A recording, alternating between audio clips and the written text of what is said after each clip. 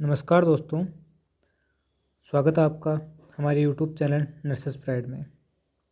आज का जो हमारा वीडियो रहेगा वो आपके नर्सिंग से जुड़े आपके जो सवाल थे, जो सब लोगों ने आपने पूछे हैं कि नर्सिंग में क्या जॉब अपॉर्चुनिटीज़ हैं, क्या करियर हैं, क्या उसमें अपन को सैलरी है वो मिलती है, उसकी जॉब है, उसकी वैकेंसीज़ हैं वो कैसे मिलती हैं, जो नर्सिंग है वो कहाँ से करनी सही रहती है या करना उचित रहता है या नहीं रहता है।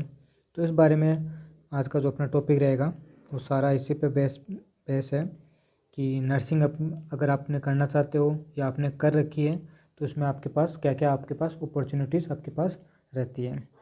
तो चलिए शुरू करते हैं आज का वीडियो। सबसे पहले देखते हैं कि जब बच्चा 12th में होता है, सबसे पहले होता क्या है, जब आप 12th पास करते हो तो आपके पास सब्जेक्ट होता है पीसीबी, फिजिक्स केमिस्ट्री बायो। यह सब्जेक्ट आपके पास होता है। इसके बाद आप ये सब्जेक्ट लेने के बाद 12th पास आउट आप करने के बाद एक बार सभी लोग जो 12th में बायो लेते हैं वो एक एग्ज़ाम होती है नीट, उसके बारे में ज़रूर सोचते हैं या उसको करने की ज़रूर आप इच्छा प्रकट करते हैं घर के सामने। नीट एक एंट्रेंस एग्ज़ाम है, किसके लिए? जो आप गवर्नमेंट एमबीबीएस जो करवाती है उसके लिए। अगर आप नीट का एग्ज़ाम क्लियर करते हो, अच्छी रैंक आती है आपकी, तो आपको एमबीबीएस कॉलेज मिलती है। अगर आपकी थोड़ी रैंक है वो आपकी लो होती है तो आपको मिलती है बीडीएस। बीडीएस में आप डेंटिस्ट बनते हो, एमबीबीएस से आप जो जनरल फिजिशियन है वो आप बनते हो। इसके बाद होता क्या है, कुछ लोग इसको प्रेफर नहीं करते हैं, वो इसको छोड़कर दूसरे लाइन में आना चाहते हैं जिसका नाम है, आप बोल सकते हो, नर्सिंग। होता क्या है, जब आप लोग एमबीबीएस को छोड़ के नर्सिंग में आते हो तो आपके सामने एक बड़ा सवाल होता है कि नर्सिंग प्रोफेशन अच्छा नहीं है या फिर इसकी जो क्वालिटी है वो अच्छी नहीं है, या आप सोच सकते हो या फिर आपको सामने देखने को मिलता है। तो देखते हैं कि नर्सिंग में आपके पास क्या क्या अपॉर्चुनिटीज़ रहती है। नर्सिंग के बारे में जब आप बात करते हो तो आपके सामने फिर से 3 नाम आते हैं, एएनएम, जीएनएम, बीएससी नर्सिंग। ये आपके पास 3 नाम फिर से आते हैं। इन सब पर अपन धीरे धीरे एक एक टॉपिक से बात करना स्टार्ट करते हैं कि आपके पास सबसे पहले आप अगर एएनएम की क्वालिफ़िकेशन क्या क्या होती है, कि जो मिनिमम क्राइटेरिया है वो आपके पास क्या होना चाहिए। एएनएम ओनली फॉर फीमेल्स होती है, एएनएम सिर्फ फीमेल्स कर सकती हैं। ये एक 2 साल का आपके पास अंडर ग्रेजुएट डिप्लोमा होता है, ठीक है। उसके बाद इसका जो ड्यूरेशन है वो आपने 2 साल दे के लिया। इसकी जो कॉलेज की फ़ीस है वो गवर्नमेंट में 10,000 से लेकर प्राइवेट में 50,000 तक हो सकती है, वेरी करती है। इसके बाद देखते हैं कि अगर बात करते हैं एएनएम में, तो एएनएम अगर आप करने के बाद अगर गवर्नमेंट जॉब की ओर देखते हो तो गवर्नमेंट जॉब की जो आपकी सैलरी होती है वो आपकी 25,000 पर मंथ के हिसाब से होती है। यह आपके प्रमोशन के टाइम बढ़ जाती है, लेकिन आपकी जो बेसिक सैलरी रहेगी 25,000 रुपये एएनएम करने के बाद आपकी सैलरी होती है। तो ये होती है एएनएम की बात, जो सिर्फ लड़कियां कर सकती हैं। उसके बाद देखते हैं कि आपके सामने एक नाम आता है जीएनएम। जीएनएम का पूरा नाम होता है जनरल नर्सिंग मिडवाइफ इन मिडवाइफरी, ठीक है। ये एक 3.5 साल का डिप्लोमा कोर्स है। ये भी एक डिप्लोमा कोर्स है, ना कि ग्रेजुएशन है। ये डिग्री नहीं है, ये सिर्फ एक डिप्लोमा है। हालांकि कुछ स्टेट ने इसको 3.5 को घटाकर 3 साल कर दिया गया है, जिसमें पहले 6 महीने की इंटर्नशिप होती थी वह अभी इसमें इंक्लूड कर दी गई है। फिर देखते हैं कि जीएनएम की जो मिनिमम क्राइटेरिया है वो क्या है। जीएनएम कौन कर सकता है? जीएनएम 12th कोई भी सब्जेक्ट, एनी सब्जेक्ट, चाहे बायो हो, चाहे केमिस्ट, चाहे फिजिक्स हो, चाहे मैथ हो, चाहे कॉमर्स हो, चाहे आर्ट्स हो, कोई भी ये जीएनएम कर सकता है। ये अलग अलग स्टेट के अलग अलग क्राइटेरिया है कि कौन करवाता है कौन नहीं करवाता है। तो कुछ स्टेट ये जो सभी ब्रांच है उसको करवाते हैं, या कुछ स्टेट है वो सिर्फ बायो वालों को जीएनएम करने का अधिकार देते हैं। ये बात हुई जीएनएम की। अब जीएनएम में देखते हैं कि जो आपका माध्यम है जीएनएम पढ़ने का, जीएनएम का जो कोर्स है वो किस माध्यम में होता है, किस लैंग्वेज में होता है। तो जीएनएम के जो बुक्स आती हैं वो लगभग सारी इंग्लिश में ही आती है। बट इसका प्लस पॉइंट एक ये है कि अगर आप जीएनएम के एग्ज़ाम देते हो तो वो आप हिंदी और इंग्लिश दोनों में दे सकते हो, उसमें ये आपको प्रॉफिट मिलता है। लेकिन हाल ही के गवर्नमेंट ने, जो इंडियन जो गवर्नमेंट है उसने जीएनएम को बंद करने के आदेश दे दिए हैं। 2020-2021 के बाद जीएनएम में कोई भी एडमिशन नहीं होगा। कुछ लोगों में अफवाह फैली है कि जो जीएनएम है, जिन्होंने जीएनएम कर रखी है, उनको एक एग्ज़ाम के द्वारा उनको बीएससी में कन्वर्ट कर दिया जाएगा। ऐसी कोई बात नहीं है। अभी ऐसी कोई गवर्नमेंट ने ऐसा कोई आदेश नहीं दिया है जिसमें ऐसा कोई रूल आया हो कि जीएनएम जिसने कर रखी है उसको एक एग्ज़ाम के द्वारा बीएससी में कर दिया जाए। जो डिप्लोमा है उसको आप डिग्री में चेंज कर दो। ये सा कोई नियम नहीं आया है, तो ऐसी बातों पर कृपया ध्यान न दें। इसके बाद देखते हैं कि जीएनएम में सब्जेक्ट क्या क्या है। जीएनएम में जो आपके बीएससी नर्सिंग होता है उसके लगभग सारे सब्जेक्ट सेम होते हैं, एक दो सब्जेक्ट को छोड़ के, जैसे एक फार्मा होती है, सीईटी होती है। ये कुछ 3-4 सब्जेक्ट आपको देखने के मिलेंगे जो आपको जीएनएम में नहीं देखने को मिलते, वो आपको सिर्फ बीएससी नर्सिंग में देखने को मिलते हैं। इसके अलावा बात देखते हैं, अब देखते हैं जीएनएम करने के बाद आपके पास जॉब अपॉर्चुनिटीज़ क्या क्या है। अगर आपने जीएनएम कर रखी है, अगर आपके पास जीएनएम करने के बाद आरएन और आरएम नंबर अवेलेबल है, तो आप काफ़ी सारी वैकेंसीज आती हैं गवर्नमेंट की, उसमें अप्लाई कर सकते हैं। ठीक है। अगर आप स्टेट की कोई भी स्टेट की वैकेंसी अगर आपकी आती है जिसमें आपको जो क्वालिफ़िकेशन है, जो आपकी एजुकेशनल क्वालिफ़िकेशन है, वो अगर आपसे जीएनएम मांगा है, ओनली जीएनएम, तो अगर आप इस स्टेट गवर्नमेंट के एग्ज़ाम को अगर फाइट करते हो तो आपकी जो सैलरी रहेगी वो आपकी 40,000 से 60,000 के बीच में रहेगी। कुछ लोगों में ये सुना है, कुछ लोगों ने कमेंट करके मेरे से पूछा है कि सर नर्सिंग में सैलरी कम होती है। अगर आप स्टेट की वैकेंसी, अगर स्टेट की जॉब आप ज्वाइन करते हो तो आपकी सैलरी 40,000 से 60,000 के बीच में आपको मिलेगी।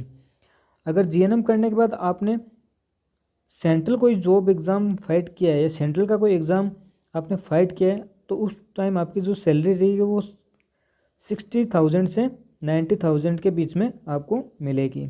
तो एक देखा जाए तो इसकी जो सैलरी है वो किसी सेकंड ग्रेड जो टीचर होता है उससे सैलरी कम नहीं है। तो आप देख सकते हैं कि जीएनएम करने के बाद आपको जो 60 से 90,000 रुपये पर मंथ की अगर आपकी सैलरी होती है तो वो एक नॉर्मल लाइफ जीने के लिए अच्छी खासी लाइफ है, अच्छी खासी सैलरी है। इसके बाद देखते हैं कि जीएनएम करने के बाद कुछ लोगों ने अगर पूछा है कि जीएनएम करने के बाद जो आपकी जॉब अपॉर्चुनिटीज़ है वो आपके पास कम है।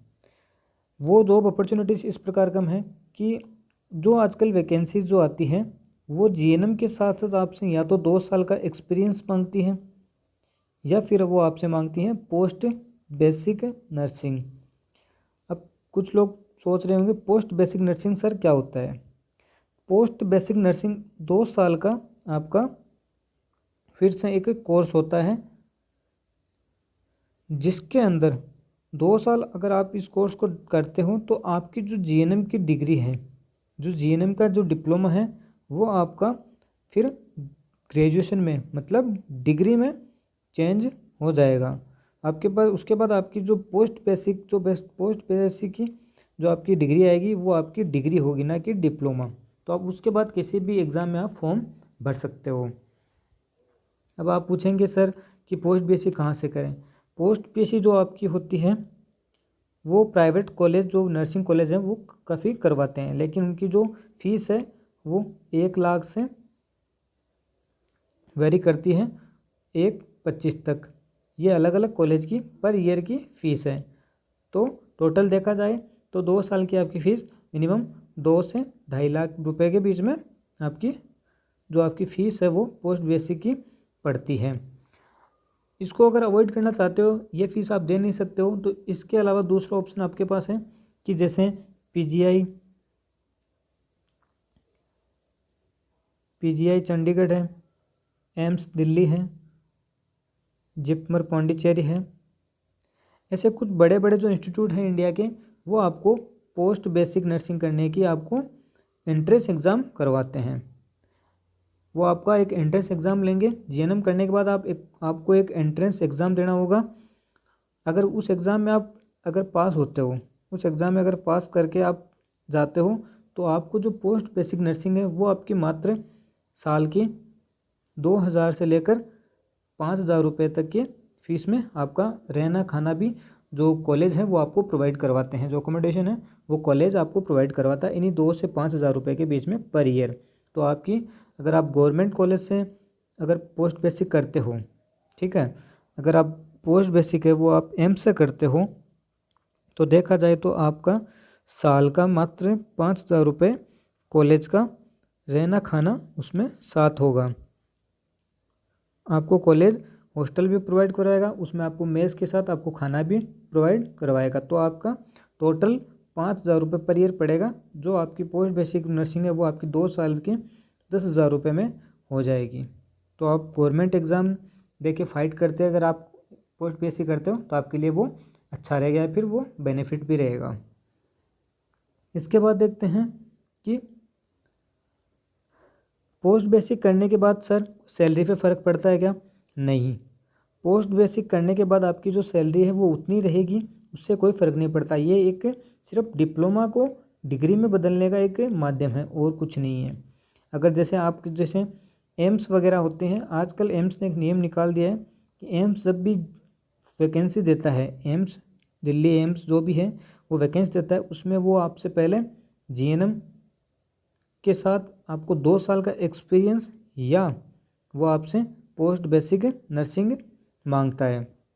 इसका मतलब ये है कि अगर आप एम्स की कोई वैकेंसी का फॉर्म भरना चाहते हो तो आपके पास जीएनएम के साथ साथ 2 साल का एक्सपीरियंस, वो भी 50 बेड से ऊपर के हॉस्पिटल जो होते हैं, वो भी NABH वेरीफाइड जो हॉस्पिटल होते हैं, वहाँ से वो आपको सर्टिफिकेट आपके पास होना चाहिए एक्सपीरियंस का, तभी वो मान्य होगा। अगर वो नहीं है तो आपके पास पोस्ट बीएससी की डिग्री होनी चाहिए। ये हो गया आपका पोस्ट बेसिक। अब देखते हैं जो आपकी बीएससी नर्सिंग है।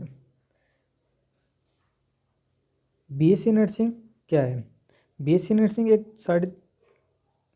नर्सिंग है वो आपका एक 4 साल का कोर्स है, अंडर ग्रेजुएट वो आपका ड्यूरेशन कोर्स है, जिसके अंदर आपको जो सब्जेक्ट है वो आपको 12th में PCB होना ज़रूरी है, और मिनिमम आपके 50 to 55% जो रिजर्व कैटेगरी है उनके लिए जो छूट दी गई है, उसके अलावा आपके पास 55% आपको मिनिमम आपके पास होने चाहिए।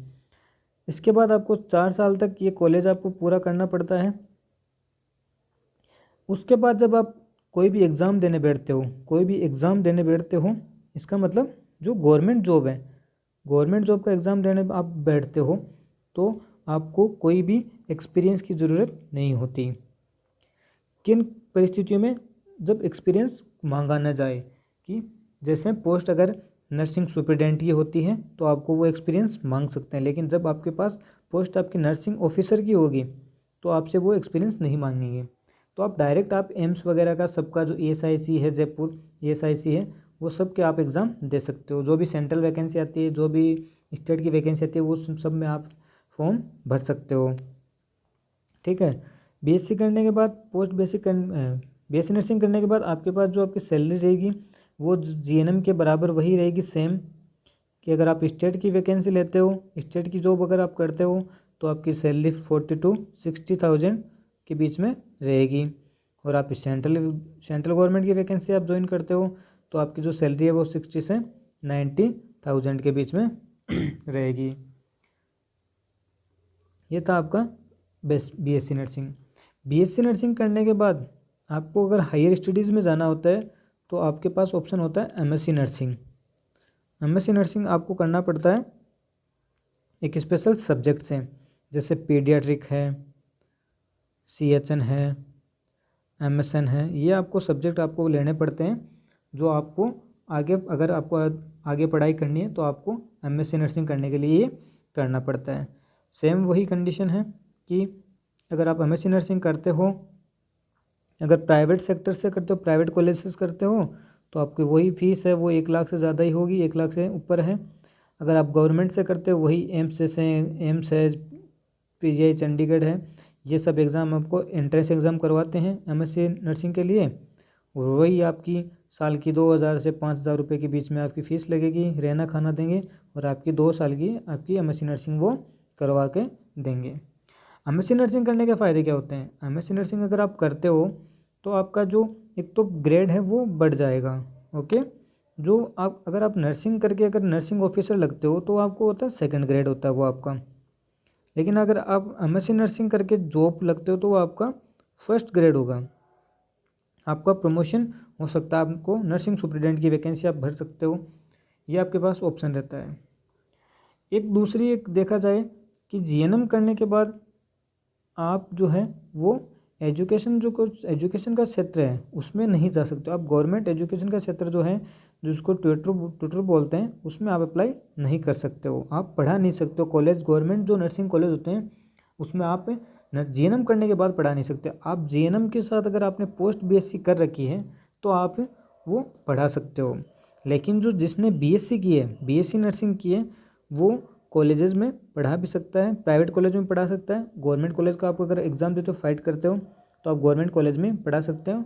उसकी सैलरी भी आपकी 40 से 60K के बीच में होती है। ठीक है, ये आपके पास एक प्लस पॉइंट रहता है बीएससी नर्सिंग करने का, कि अगर आपने बीएससी नर्सिंग किया तो आप बीएससी नर्सिंग करने के जस्ट बाद आप कॉलेजेस में पढ़ा सकते हो, आपके पास ये पढ़ाने का अधिकार होता है। तो ये था बीएससी नर्सिंग और एमएससी नर्सिंग। उसके बाद देखते हैं कि कुछ लोगों ने मेरे से पूछा कि सर बाहर जाने का कुछ क्या रहता है, कि बाहर जाने का क्या रहता है। अब्रॉड किसी को जाना हो, कि किसी को बाहर जाना होता है, देश से बाहर जाना होता है, कि वो अदर कंट्रीज़ में जाकर जॉब करना चाहते हो, तो उनके पास 2 ऑप्शन होते हैं। एक होता है गवर्नमेंट का, एक होता है प्राइवेट। गवर्नमेंट जो एजेंसीज होती है, गवर्नमेंट जो अगर गवर्नमेंट अथॉरिटीज़ के द्वारा आप अगर बाहर जाते हो तो आपको एग्ज़ाम होते हैं, टोफल, ओईटी, ऐसे करके आपके पास 2-3 एग्ज़ाम आपके पास होते हैं। उन एग्ज़ाम को क्लियर करना पड़ता है, उनमें आपको बैंड होते हैं, एक लेवल होता है, वो आप लेवल को आपको क्लियर करना पड़ता है, उसके अकॉर्डिंग आपको बाहर आपको बुलाया जाता है।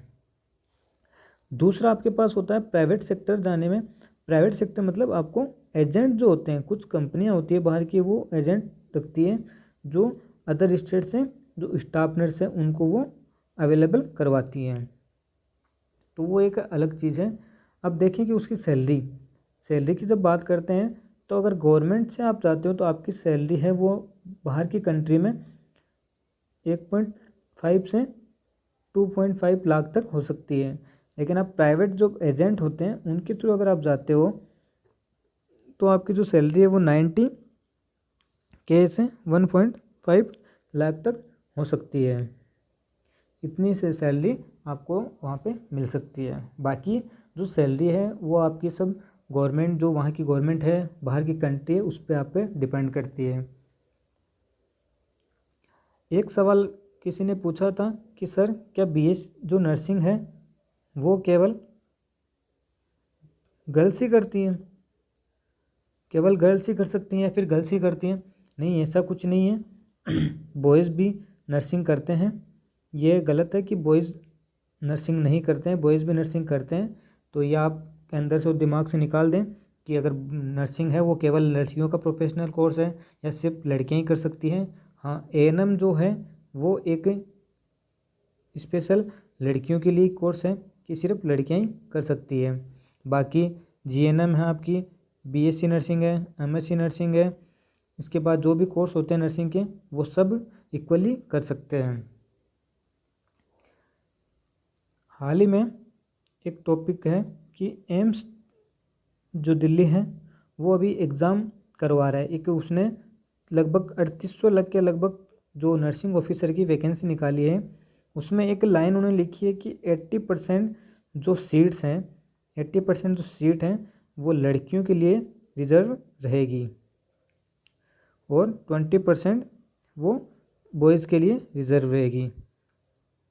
इसका मतलब है कि लगभग जो आपकी 3800 सीटें अगर उन्होंने निकाली हैं तो 760 सीटों के लगभग जो बॉयज़ अप्लाई कर सकते हैं या 760 वो बॉयज़ को लेंगे। बाकी जो सीट्स रहेगी वो लगभग उसमें गर्ल्स को ही लेंगे। ये उन्होंने 80-20 का नियम अभी निकाला है एम्स ने। इसके बाद देखते हैं कि पूछा है कि सर हमें प्रमोट किया गया है या फिर नहीं। तो ये एक क्लियर सी बात बता दूं मैं यहाँ पे कि यूजीसी ने अभी भी किसी भी कोई से भी ईयर के स्टूडेंट को कोई भी प्रमोट नहीं किया गया है। उन्होंने साफ मना किया है, साफ इससे मना किया है कि अभी कोई भी स्टूडेंट को प्रमोट नहीं किया जाएगा। उन्होंने यह फैसला कोर्ट में भी चल रहा है कि जो बच्चे हैं जो मेडिकल से फिर रिलेटेड से जो बच्चे हैं मेडिकल, चाहे वो MBBS कॉलेज हो, चाहे वो नर्सिंग कॉलेज हो, चाहे वो D फार्मा हो, चाहे M फार्मा हो, चाहे डेंटिस्ट हो, चाहे BDS हो, चाहे कोई से भी फील्ड का अगर मेडिकल स्टूडेंट है, नर्सिंग स्टूडेंट है, उनको अभी प्रमोट नहीं किया गया है। अगर देखा जाए तो प्रमोट किया जाएगा तो भी वो फर्स्ट ईयर, सेकेंड ईयर और थर्ड ईयर तक प्रमोट किया जा सकता है। वो फाइनल ईयर स्टूडेंट्स को कभी प्रमोट नहीं किया जाएगा, अभी तक यही सुनने में आ रहा है। यूजीसी ने साफ बोल दिया है कोर्ट में कि अगर आप बच्चों को बिना एग्ज़ाम के आप उनको डिग्री देते हो तो उनके डिग्री की कोई मान्यता, कोई वैल्यू नहीं रह जाती है। तो अब तक किसी भी बच्चे को प्रमोट नहीं किया गया है। आगे अगर इससे जुड़ी हुई किसी प्रकार की न्यूज़ आती है कि इन बच्चों को प्रमोट किया गया है, इन ईयर के कॉलेज को या फिर फर्स्ट ईयर, सेकेंड ईयर या किसको भी जो प्रमोट किया जाएगा, उससे जुड़ी हुई हर बात जो आप इंस्टाग्राम का जो पेज है नर्सेस प्राइड, उस पर आपको शेयर कर दिया जाएगा। टेलीग्राम पे भी हमारा पेज है, नर्सेस प्राइड नाम से चैनल है, उसको आप सर्च करके आप उसको ज्वाइन कर सकते हो। जो इंस्टाग्राम पे पेज है उसको आप फॉलो कर सकते हो। वहाँ पे सभी प्रकार की जो खबरें होंगी वो आपको ज़रूर अवेलेबल करवाई जाएगी। इसके बाद है कि कुछ बच्चों को ये डिमोटिवेट किया जाता है कि जो नर्सिंग है उस फील्ड में अच्छी सैलरी नहीं है। तो सैलरी का मैंने पहले ही बता दिया है कि अगर एक इंसान को, एक व्यक्ति को महीने के 60,000 रुपये मिलते हैं तो वह बहुत अच्छी सैलरी है। जबकि जो सेंट्रल जॉब वैकेंसी होती है वहाँ पे 90,000 आपकी सैलरी आपको मिलती है। और यही नहीं, अगर आप नर्सिंग ऑफिसर से प्रमोट होकर SNO बनते हो, सीनियर नर्सिंग ऑफिसर बनते हो, तो आपकी सैलरी 1.25 लाख तक पहुंच जाती है। उसके बाद जब तक आप रिटायर्ड होते हो तो आपकी सैलरी 1.75 लाख, लगभग 2 लाख रुपए तक की आपकी सैलरी हो जाती है। और जब आप रिटायर होकर घर पे आते हो तो आपके पास मिनिमम आपके पास 60 to 70 लाख टू 1 करोड़ तक आपके पास जो बचत राशि है वो आपके पास अवेलेबल हो सकती है। तो आपको अगर किसी ने बोला है कि नर्सिंग अच्छा फील्ड नहीं है, नर्सिंग में जाना उचित नहीं है, तो आप उन बातों को नकारें एक सिरे से और एक बार जो नर्सिंग है वो करें। अगर आपकी इच्छा है तो आप करें। उसके बाद की जो वैकेंसी है वो आप अच्छे से तैयारी करें, पढ़ें, थोड़ा अच्छे शब्दों को, जो सब्जेक्ट हैं उनको अच्छे से पढ़ें।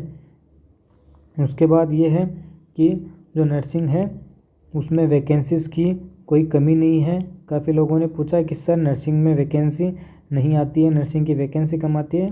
नर्सिंग की वैकेंसीज बहुत आती हैं, आपको उन पे ध्यान देने की बात है। आप केवल अगर स्टेट की वैकेंसी लेके बैठे रहोगे तो हो सकता है आपकी स्टेट की वैकेंसी कम आती हो, लेकिन अदर स्टेट की वैकेंसी भी आती है। उसके अलावा जो आपकी सेंट्रल की वैकेंसीज होती है वो भी आपकी बहुत सारी आती है। तो अगर आपको किसी ने डिमोटिवेट किया है कि वैकेंसीज़ कम आती है, सैलरी कम है जो आपकी रेस्पेक्ट है वो कम है, तो ऐसा कुछ नहीं है। आप आइए फील्ड में, जॉब लगी, उसके बाद आप खुद फील करेंगे कि नर्सिंग है वो अच्छा एक प्रोफेशन है।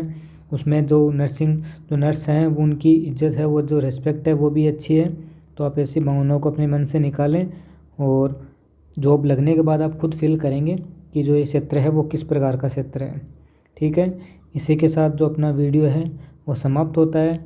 अगर आपके पास आपके मन में और कोई विचार है, कोई भी सवाल है, कोई भी आपका ओपिनियन आप देना चाहते हो, तो आप ज़रूर यूट्यूब का जो कमेंट बॉक्स है उसमें कमेंट करिए, या फिर आप हमको जो इंस्टाग्राम पेज है नर्सेस प्राइड्स है उसमें आप हमको डीएम कर सकते हो, डायरेक्ट मैसेज कर सकते हो, या फिर आप हमको टेलीग्राम पे मैसेज कर सकते हो। आपकी जो इच्छा हो वो आप करें और आपके सवालों का जवाब हम पूरा टाइम निकाल कर आपको ज़रूर देंगे। धन्यवाद, थैंक यू।